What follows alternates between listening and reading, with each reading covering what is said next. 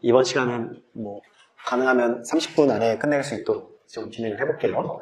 그러니까 이게 인공지능이 사실 깊이 있게 들어가면 들어갈수록 좀 자세하게 알아야 될 개념도 점점 많아지고 복잡한 게 많아지니까 우리가 지금 처음부터 그 모듈 다 다룰 수는 없고 하나하나 중요한 거 기초만 먼저 다룬다고 생각해 주시면 되겠는데요. 결국 인공지능망을 이제 학습을 해서 학습을 하는 목적은 이 매개변수, 가중치와 편향값을 스스로 업데이트를 해가지고 굉장히 현재 데이터로 뭔가 내가 원하는 걸 잘 맞추는 거를 해야 돼요. 그러면 얘가 현재 데이터랑 얼마나 잘 안 맞냐, 현재 데이터랑 얼마나 차이가 있냐를 나타내는 무언가가 있어야 되는데 그 중에 하나가 이 오차 제곱합이나 평균 제곱 오차, 그러니까 요 두 개를 굉장히 많이 쓰는 변수가 되겠습니다. 그러니까 얘네들 가지고 현재 정답이랑 내가 예측한 값이 얼마나 차이가 많이 나냐, 차이가 많이 난다면 그 차이를 줄이게끔 이 매개변수들을 업데이트를 해야 될 겁니다. 그래서 이 차이값의 제곱의 합이라든지 차이값 제곱의 평균이라든지 이런 것들 많이 쓰게 되는데 왜 차이값 제곱의 평균인데 왜 굳이 2분의 1로 나누냐 라고 의문을 가질 수가 있는데 2분의 1로 나누는 이유는 이게 나중에 좀 고급 버전으로 가면은 이 매개변수를 업데이트를 하기 위해서 우리가 뭔가 미분을 이용해가지고 뭔가 오차값이 줄어드는 방향으로 업데이트를 한다고 했는데 그 미분을 상당히 많은 식들을 다 미분을 하다 보면은 시간이 너무 오래 걸리는 그 부분이 이제 그 시간이 오래 걸리는 부분이라고 했는데 약간 비유를 하자면 미분이 어떻게 될지를 미리 다 계산해 놓고 미분 결과들끼리 미리 결과가 어떻게 될지 우리가 구해 놓는다면 미분 결과를 손으로 그 결과 값들을 넣어주게 되면 컴퓨터가 굳이 미분을 안 하고 미분 결과 값을 바로 쓸 수도 있거든요. 그러니까 예를 들자면 x제곱을 미분하면 2x가 되잖아요. 그럼 컴퓨터한테 x제곱을 미분한 다음에 그게 최소가 되는 걸 구해라 라고 하는 게 아니라 컴퓨터한테 얘는 이미 미분하면 2x라는 걸 우리가 아니까 그냥 2x를 계산해라 라고 해주면 계산 속도를 빠르게 할 수 있단 말이에요. 그런 식으로 여러 미분들을 미리 해놓고서 합치다 보면 이게 2분의 1을 상쇄시킬 수가 있거든요. 그래서 상쇄되면은 식이 간단해지기 때문에 미리 여기다 2분의 1을 그냥 붙여놓은 겁니다. 그 편리하게 나중에 쓰려고. 근데 우리는 그냥 그렇구나 정도만 하고 넘어갈게요.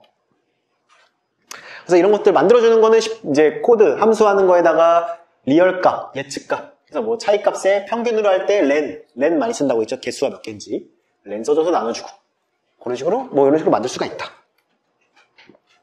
그래서 근데 보면은 어떤 걸 쓰는 게 더 좋냐는 그때그때마다 달라요. 이 SSA를 쓰는 게 좋을 때가 있고 MSE를 쓰는 게 좋을 때가 있어서 데이터가 뭐 비슷한데 오차가 별로 없다고 예측할 때도 있고 굉장히 차이가 나는데 차이가 없다고 오해할 수도 있기 때문에 항상 여러 가지 오차, 그러니까 로스 펑션을, 손실함수를 확인을 해가지고 현재 상황에서 차이값을 어떤 걸 썼을 때가 더 잘 드러나는지는 테스트를 해봐야 됩니다. 그래서 둘 중에 두 개를 많이 쓰니까 두 개 테스트 해보면서 뭐가 더 잘 맞추는지를 확인을 해보시면 좋고요.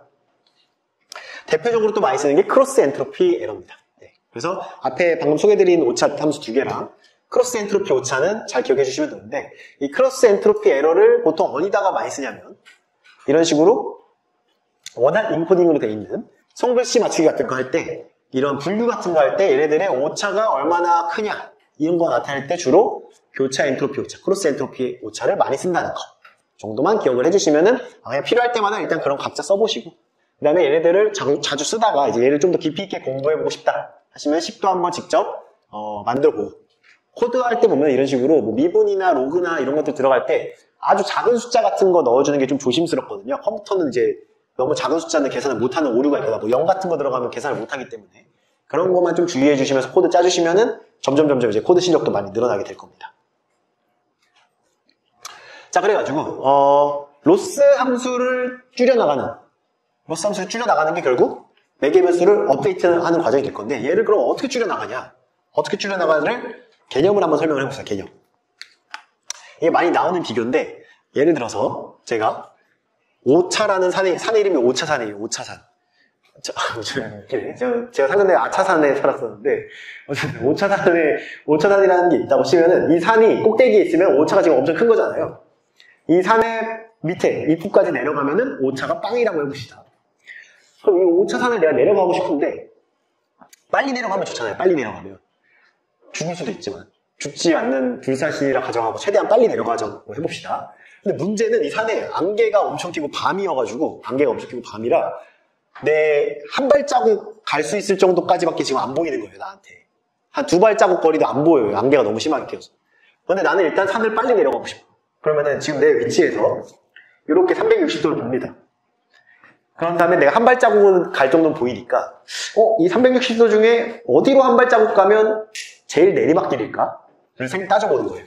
그래서 360도 돈 다음에 제일 내리막 방향으로 한 발자국 갑니다. 그 다음에 이 위치에서 다시 360도를 본 다음에 제일 내리막 방향으로 한 발자국 갑니다. 이거를 계속 반복하다 보면 한 발자국 한 발자국 가다 보면 나는 최대한 내리막 방향으로 갔으니까 언젠간 바닥에 도달하게 되겠죠? 언젠가는. 굉장히 제일 빠르게 이상적인 산이라고 한다면 그런 식으로 오차를 줄여 나가보자 이거예요. 그러면은 내 주변 지금 단 한 발자국밖에 안 보이는데 가장 내리막이라는 것은 미분 때렸을 때 미분 기울기가 제일 큰 방향이라 생각하셔도 돼요. 기울기가 제일 큰 방향으로 내려갈 거니까.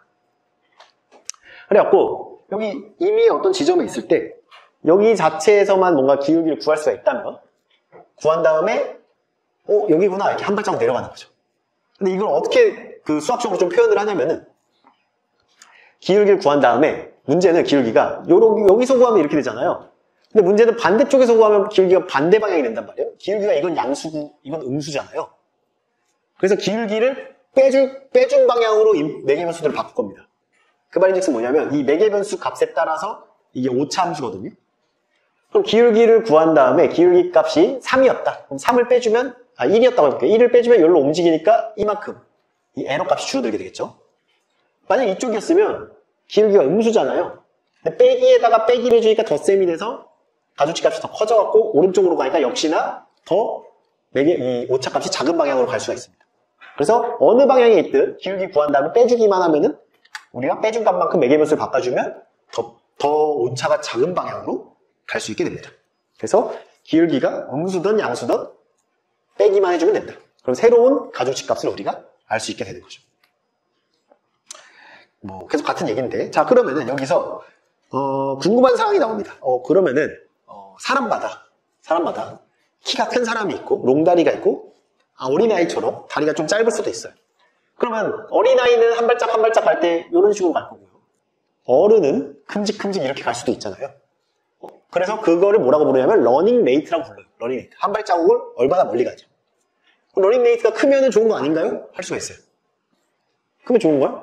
크면은 너무 커. 그러면 얘가 이렇게 왔다가 여기로 갔다가 왔다 이 일로 못 가요. 못 가는 문제가 생깁니다. 그럼 러닝 레이트가 작으면 무조건 좋냐? 오래 걸리더라도 작으면 좋은 거 아닌가요? 근데 작아도 한 가지 큰 문제가 있습니다. 만약에 얘가 여기서 요렇게 곡선이 더 있어서 더 낮은 부분이 이렇게 있었다고 해볼게요. 만약에 그럼 얘는 여기 그 로컬 미니멈에 걸리고 글로벌 에러가 제일 작은 방향 걸로는 가지 못하는 문제가 있어요. 러닝 레이트가 너무 작으면. 그래서 이런 러닝 레이트들을 뭐라고 부르냐면 하이퍼 파라미터라고 부릅니다. 굉장히 중요해요. 논문 쓸 때 하이퍼 파라미터를 뭘 줬는지는 항상 언급을 해줘야 돼요. 하이퍼 파라미터란 뭐냐면 사람이 정하는 값입니다. 컴퓨터가 학습으로 정하는 게 아니라 사람이 정하는 값이에요. 하이퍼 파라미터. 하이퍼 파라미터를 러닝 레이트를 너무 작게 주면은 글로벌 미니멈에 못 가는 문제가 있고 너무 크게 주면은 안 정하는데 못 가고 왔다 갔다 수렴을 못 하는 문제가 있어요. 그래서 이 경사방법이라고 하는 에러가 오차선을 내려가는 방법은 여러 가지 방법들이 있지만 가장 많이 사용되는 방법은 그렇죠. 이런 식으로 이 실제 바닥에 못 가는 문제가 있단 말이에요. 걸려버리는 러닝 레이트가 너무 작으면. 그럼 어떻게 하면 되냐? 그래서 든 생각이 러닝 레이트를 값을 계속 바꾸는 겁니다. 학습을 함에 따라서. 처음에는 러닝 레이트를 엄청 크게 주다가 나중에는 점점 작게 주고 그런 식으로 하면은 일단은 큰 산은 넘어가고 그 안에서 글로벌 미니멈을 찾아가게끔 하는 방법도 있고요. 조금 넘어갈게요.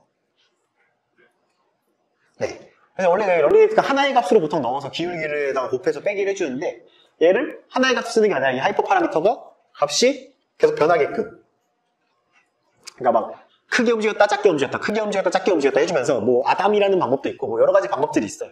그런 식으로 하이퍼 파라미터 값 자체도 바뀌면서 찾아가고 해주면은 이러한 문제들을 다 해결하면서 가장 에러가 적은 방향으로 우리가 나아갈 수가 있게 되겠죠. 그래서 그런 방법을 주로 많이 사용을 하게 됩니다.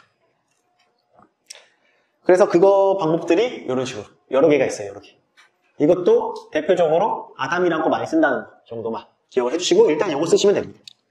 자, 결국 인공신경망이란 어떻게 작동되면 데이터가 들어와서 가중치끼리 곱한 다음에 더하고 그 값을 활성화 함수에 넣고 그 값이 다음으로 또 넘어가고 또 하고 또 넘어가고 해서 정답이랑 비교를 해서 오차를 구한 다음에 그 오차 함수의 기울기를 구한 다음에 기울기만큼 그 값을 넣어줬을 때를 빼주는데 빼줄 때는 런닝 레이트, 하이퍼 파라미터를 넣어줘가지고 빼기를 해줘갖고 점점 이 파라미터들을 업데이트를 한 다음에 점점 정확도가 높아지게 만든다. 그러니까 인공신경망이 작동하는 원리가 되겠습니다. 요거는 근데 사실 우리는 이 층수나 활성화 함수 정도만 정해주면 지들이 알아서 코드 안에서 작동이 되게 돼 있어요. 네.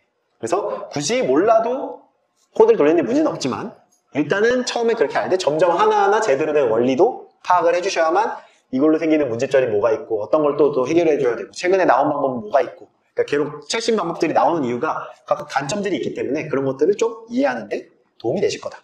그래서 근데 문제는 학습을 계속 시키죠. 계속 시키면 엄청 좋아질 거라고 생각할 수 있는데 이런 문제가 생겨. 오버피팅이라고 해서 처음에 학습을 한 번만 시켜버리면 이 초록색이 어떻게 보면 정답에 가까운 건데 이 빨간색처럼 예측을 하게 되고요. 적당히 학습을 시켜주면은 꽤 비슷하게 돼요 이제. 근데 그러다 학습을 너무 많이 시키면은 이 파란 점은 다 만족하게 만들려고 이상한 함수별로 바뀌어버릴 수가 있습니다. 그렇기 때문에 학습은 에포크 값 이런 거 너무 크게 주면 트레이닝 데이터에 대한 정확도가 계속 높아지거든요. 오차가 계속 낮아져요. 그러면 와 이거 성능 엄청 좋아진다 하실 수 있는데 이런 식으로 돼가지고 테스트 셋에다 적용하면 하나도 안 맞을 수도 있습니다. 그래서 항상 오버피팅 조심해야 된다는 거. 분류 문제도 적당히 이런 원래 모든 데이터라는 게 불순물 데이터가 있을 수밖에 없어요. 데이터라는 게 깔끔하고 보기 좋고 그런 데이터 있으면 굳이 인공지능 안 써도 사람이 분석도 할 수 있어요. 네. 근데 대부분 데이터는 불순 데이터도 있고 좀 안 맞는 데이터도 있을 수밖에 없기 때문에 플럭추에이션이 있다 보니까 측정을 하다 보면 그렇기 때문에 그런 거 할 때는 이제 적당한 게 그럼 얼마나 한 건가요? 그거는 데이터의 양과 뭘 예측하냐에 따라 다르기 때문에 경험적으로 여러 번 분석을 해보고 정해야 됩니다. 항상 이런 오버피팅을 조심해야 된다는 거. 자 그러면은 여러 번 학습은 뭐 어떤 식으로 하는 게 좋을까요에 대한 고민이 또 많아지죠. 그러니까 결국 인공지능은 쓰는 코드 자체는 파이썬 좀만 배워도 쓸 수 있어요. 그냥 복붙해서 쓰면 되니까. 근데 제대로 쓰려고 하면 결국 데이터를 어떻게 다루냐가 제일 중요합니다. 그럼 데이터를 어떻게 다룰 거냐 생각을 해보시면 여러 데이터가 있을 건데 데이터가 내가 이만큼 있었어요. 그러면은 얘를 전부 다 학습에 쓰면 안 돼요. 왜냐면 얘 만들어진 게 테스트를 해서 잘 맞는지를 알아봐야 되니까. 그래서 보통 데이터는 트레이닝 데이터를 일부 빼놓고 일부를 테스트로 빼다가지고 트레이닝 데이터 갖고만 인공지능을 만든 다음에 그거 갖고 테스트를 잘 맞추는지를 체크를 해봐야 됩니다. 체크를. 한 번만 하면 되냐? 근데 이렇게 해봤더니 드럽게 안 맞게 나올 수도 있어요. 이상하게. 왜 그러냐면 데이터가 굉장히 편향된 데이터가 여기 쏠려 있을 수도 있단 말이에요. 그래서 항상 이렇게 데이터 분포를 이렇게 또는 이렇게 여러 가지 데이터들이 섞여 있을 때 테스트 데이터를 바꿔가면서 모델을 만들었을 때 전부 다 굉장히 정확도가 일정하게 유지되더라. 그런 경우가 굉장히 좋은 인공지능 모델을 잘 만든 거죠. 그래서 이걸 몇 개 데이터를 이렇게 나눠가지고 테스트할 거냐를 우리가 크로스 밸리데이션이라고 해서 K-폴드 크로스 밸리데이션이라고 해서 총 이렇게 5개가 되게끔 할 거다 하면은 5폴드 크로스 밸리데이션, 3개가 되게끔 할 거다 하면 3폴드 크로스 밸리데이션. 그래서 이게 크로스 밸리데이션을 해줬을 때도 정확도가 잘 유지돼야만 사실 제대로 된 모델을 만든 거다 할 수 있어요. 그러니까 이런 문제가 왜 생기냐면 왜 생기는지 좀 생각을 해볼게요. 우리가 넷플릭스를 제가 보는데 만약에 넷플릭스를 보다 보면 얘가 내가 자꾸 맨날 끝까지 잘 보는 게 뭔지를 판단을 하고서 너는 요걸 좋아할 거야 하면서 이렇게 추천을 해주는 인공지능 모델을 만들 수도 있단 말이에요. 근데 만약에 제가 이렇게 마블 영화를 쭉 다 보고 어떤 게 좋았었는지 이렇게 체크를 잘 하고 어떤 건 안 좋았는지 체크를 하고요. 그 다음에 지브리 애니메이션을 보고 어떤 건 좋았고 어떤 건 안 좋았고 체크를 하고요. 그 다음에 아카데미 수상 후보작 영화들도 쭉 보고서 어떤 건 좋았고 안 좋았는지 체크를 해놨어요. 자 그런데 모델을 만약에 학습할 때 이 데이터를 다 넣었는데 트레이닝 셋과 테스트 셋을 딱 나눴는데 우연히 얘네가 전부 다 트레이닝 셋이 되고 얘네는 전부 다 테스트 셋이었다고 해볼게요. 그러면은 새로운 마블 영화가 나왔을 때 이 시청하시는 분은 좋아할 거다 안 좋아할 거다는 굉장히 잘 맞출 겁니다. 나는 마블 영화에 대한 데이터를 잔뜩 갖고 있으니까. 근데 지브리에서 애니메이션이 새로 나왔어. 그럼 나는 이 애니메이션을 좋아할까요 안 좋아할까요는 이 모델은 뭐 맞출 수가 없어요. 왜냐면 학습한 데이터에 요거밖에 없었기 때문에. 그러니까 내가 데이터란 걸 잘 나눴지만 우연히 그렇게 되는 경우가 있을 수 있단 말이에요. 편향된 데이터만 쏠릴 수가 있기 때문에 항상 데이터는 얘네들을 골고루 잘 섞어서 뭐 마블 영화 데이터 한 요만큼, 지브리 데이터 이만큼, 아카데미 수상작 후보 뭐 요만큼 골고루 섞여 있어야만 어떤 영화가 새로 나오든 간에 얘가 내가 좋아할지 안 좋아할지를 좀 판단을 할 수가 있게 되겠죠. 그래서 이 데이터란 거는 꼭 편향되지 않게 잘 섞일 수 있게끔 만들어주는 게 굉장히 중요하다. 더 나아가서 사실 트레이닝 테스트만 하기도 하지만 조금 더 엄밀한 증명을 원하면은 테스트 셋 하나 빼놓고 트레이닝 안에서 또 밸리데이션 셋을 나눠가지고 사실은 이 밸리데이션 셋 가지고 모델을 만든 다음에 그 모델 갖고 다시 테스트 셋을 맞추는, 그러면 학습 안 된 게 하나에다가 또 안 된 게 있다 보니까 굉장히 모델의 정확성을 엄밀하게 우리가 판단을 할 수 있게 됩니다. 그래서 이런 식으로 크로스 밸리데이션 해주면은 모델의 정확성을 좀 정확하게 판단할 수 있다. 그래서 우리가 이제 실습을 해볼 건데 요거 하고 이제 끝낼 거예요, 실습. 그래서 이 실습은 코드 있으니까 제가 공유해드린 코드 있죠. 그거 그대로 실행을 해볼 건데 어디를 바꿔야 될지만 제가 말씀드릴게요. 일단은 이 코드를 여신 다음에 아마 두 번째 파일의 밑부분에 아마 있을 것 같은데, 아래쪽 부분에 그대로 실행시키면 됩니다. 일단 실행시키면 되는데 무슨 의미인지를 설명을 해볼게요. 첫 번째는 이 우리 샘플 데이터 폴더 안에 이 집값에 대한 데이터 파일들이 들어가 있어요. 그래서 그걸 자동으로 읽어오게끔 불러와주는 코드가 되겠고요. 그 다음에 이제 데이터 중에 집값을 예측하는 데 쓸 데이터가 있을 거고, 집값이 얼마인지 나온 데이터가 있을 거잖아요. 그래서 요거 앞에 거는 특정에만 얻어갖고 집값을 예측하는 데 쓸 애들을 모은 거고, X는. Y는 집값입니다. 집값. 그래서 결과를 이제 확인해 보면 되고, 그러면은 자 테스트 셋과 트레이닝 셋을 나눌 건데 그러면 트레인 테스트 스플릿이라는 걸 갖고 와서 써주면 돼요. 사이클 논에. 그래서 그러니까 지금 이런 것들은 거의 그대로 항상 쓰는 거라 복붙해서 쓰시면 됩니다. 그래갖고 X, Y 데이터 예측하는 데 쓸 거 집값, 그 다음에 테스트 사이즈는 10%, 0.1을 주면 이 데이터 중에 10%를 내가 테스트 데이터로 빼둡니다. 활용을 하려고. 그리고 모델은 선형회귀라는 인공지능 방법을 쓸 거예요. 사실 인공지능이라고 말하기도 부끄러운 굉장히 간단한 모델이죠. 그리고 모델 핏이라는 걸 시켜주면은 학습을 시작하게 됩니다. 선형회귀 모델에 대해서. 그런 다음에 이거 그냥 출력을 해보시면은 이 R스퀘어 값이랑 이제 얼마 선형성을 데이터가 얼마 잘 맞는지를 나타내는 지표 중에 하나고요. 그 결과를 이제 출력을 할 수 있게 됩니다. 얼마나 정확한지를. 이게 이제 간단한 기본 모델이고, 요거는 건드릴 거 없고 그냥 돌려만 보시면 돼요. 잘 작동하는지. 두 번째입니다. 자, 요거는 뭐냐면은 그래프 그리는 거예요. 그래프. 이거 근데 그게 안 된 것 같다. 이거 죄송합니다. 이거 4칸씩 띄워서 해야 될 텐데 아마 앞부분을. 여기 앞부분은 다 4칸씩 띄워야 될 겁니다. PLT 부분은. 어쨌든 실행시키면은 요렇게 실제 집값, 내가 선형회귀를 예측한 집값 해가지고 요렇게 분포를 예측할 수 있게 됩니다.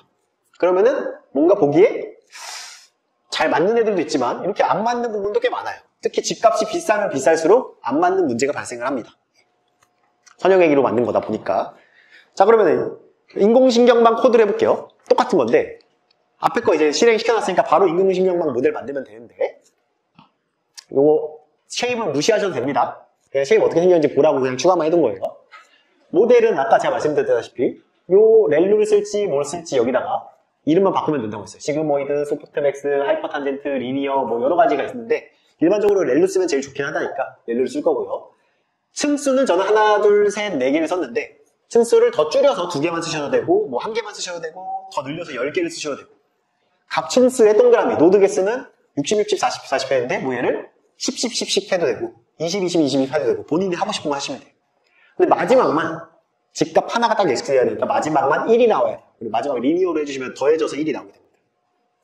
그리고 밑에는 아담이란 방법 쓸 거고요. 제일 그 하이퍼 파라미터가 이제 컸다가 작았다지면서 자동으로 찾는 거라고 했죠. 그리고 민 스퀘어드 에러를 로스 펑션으로 쓸 겁니다. 그리고 뭐 그 민 앱솔루트 에러도 몇인지 같이 출력되게끔. 그리고 모델 피팅을 할 건데 여기서 바꿀 수 있는 또 숫자가 에포크 값을 내가 바꿔도 되겠죠. 에포크 5로 줄지 10으로 줄지 뭐 50으로 줄지 오버피팅이 되는지.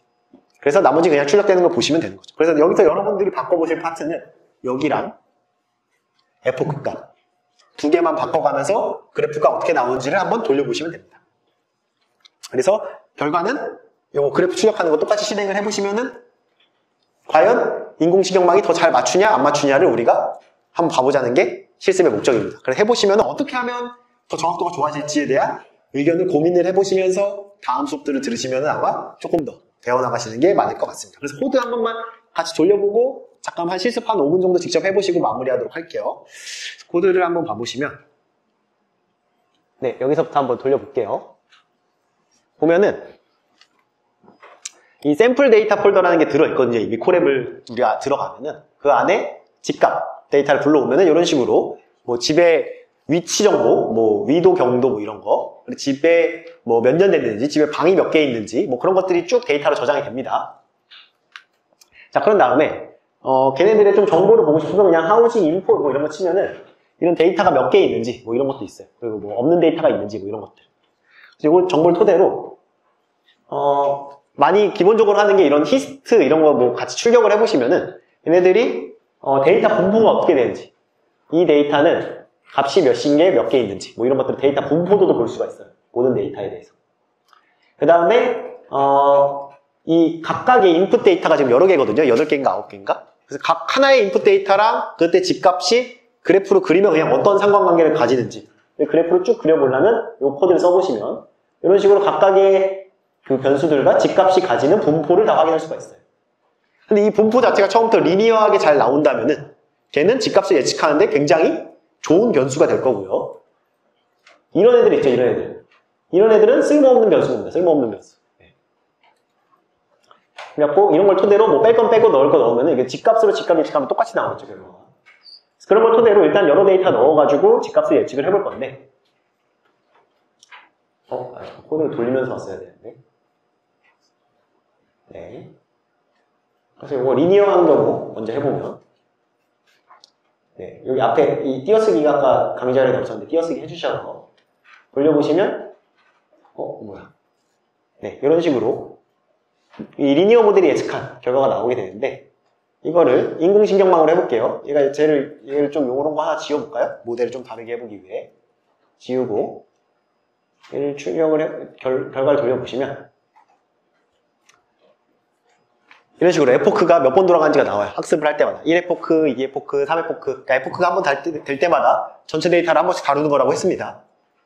그리고 총 10번의 에포크가 될 때까지 학습이 진행되는데 학습이 진행됨에 따라서 이 로스 펑션의 값이 어떻게 변하는지 민 앱솔루트 에러가 얼마큼 변하는지가 나오게 되는데 딱 봐도 오차가 꽤 커 보입니다. 학습을 진행을 해도. 그래서 이거를 다 하고 나서 결과를 그래프로 그려보면 보면은 그렇게 큰 차이, 엄청 정확해 보이진 않아요. 인공신경망으로 해도. 네. 그러니까 이게 뭐냐면은 인공신경망이라고 해서 모든 뭔가 데이터가 잔뜩 있을 때 뭐든 다 잘 맞추는 게 아닙니다. 왜 그러냐면 결국 뭐가 문제냐면 데이터가 문제라는 소리예요. 지금 데이터가. 그러니까 계속 말하는 게 인공지능이 좋은 성능을 내고 잘 활용하기 위해서는 데이터를 잘 어떻게 전처리해주고 필요 없는 거 빼주고 이런 작업이 생각보다 훨씬 중요합니다. 그런 거 해주고 나면 정확도가 미친 듯이 올라가는 경우가 굉장히 많아요. 그래서 그런 거 항상 조심해서 잘 고려를 해주셔야 된다. 그래서 어찌됐건 그리고 나면은 이 그래프 변화 같은 거를 요거 값을 한번 너무 엄청 작게 줘본다든지 그러면 아마 불확실성이 엄청 커질 겁니다. 정확도가 엄청 낮아질 거예요. 그런 것들 테스트 해보면서 결국에는 요거를 거의 복붙해서 많이 쓰실 거예요. 네. 앞에 데이터만 어떻게 해주면은 뒤에 모델이야 어차피 뭐 비슷한 모델 쓸 거니까 다른 모델 쓰고 싶으면 다른 모델에서 하나씩 그때부터 공부해 나가시면 되는 거고. 그래서 기본적으로 요런 원리로 돌아갈 거라 요거를 바탕으로 앞으로 아마 다음 수업에 열심히 들어주시면 되고 이 인공신경망 말고도 여러 가지 다른 인공지능 방법들 그런 것들이 아마 내일부터도 많이 배워보실 수 있을 거라 집에 가셔서 나중에 꼭 끝나고 너무 오래 방치하지 마시고 한 1, 2주 안에 집에서 전체적으로 코드 한 번씩 실행이라도 해보시고 값 한번 바꿔서 실행해보시고 하시면은 이 인공지능에 대해서 점점 알 수 있는 게 많아지실 거라 오늘 좀 긴 시간이었지만 기초 수업이긴 했는데 그래도 오늘 수업 배운 거 잘 기억하셨다가 앞으로 인공지능 공부하실 때 많이 써먹을 수 있는데 도움이 됐길 바라면서 오늘 강의 마치도록 하겠습니다. 수고 많으셨습니다.